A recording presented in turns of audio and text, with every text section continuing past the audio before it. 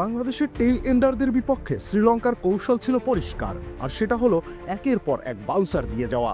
তাইজুল ইসলাম কিংবা নাহিদ রানা শ্রীলঙ্কান পেসাররা কাউকেই ছাড় দেননি। সিংহলিস ক্রিকেট গ্রাউন্ডে সকালের সেশনে তাইজুল ইসলাম ছিলেন মারমুখী, বাউন্ডারির উপর ভর করে রান তুলছিলেন। বেশি তোপ যায় থারিন্দু রত্নায়কের উপরে। এই সিরিজ দিয়েই টেস্ট ক্যারিয়ার শুরু করা রত্নায়কের এক ওভারেই পরপর 2 বলে 2 বাউন্ডারি হাঁকান, রান তোলেন 9।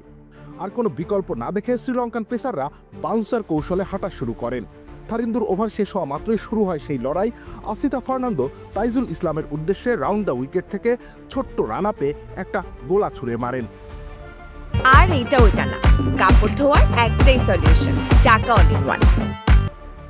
বলটা উঠে যায় একেবারে বুক বরাবর। তাইজুল বলের লাইনে পৌঁছানোর আগেই সেটা সরাসরি আঘাত হানে তার হাতে।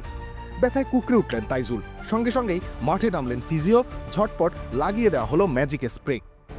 তবে দুশ্চিন্তার জায়গা হলো ওটাই তাইজুলের বোলিং আর্ম।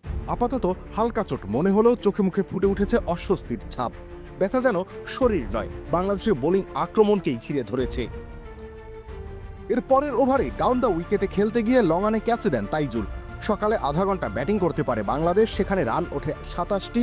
250 থেকে 3 রান দূরে থাকতে কলম্বোতে থেমে যায় বাংলাদেশ দল। রবিউল ইসলাম রনি, খেলা 71।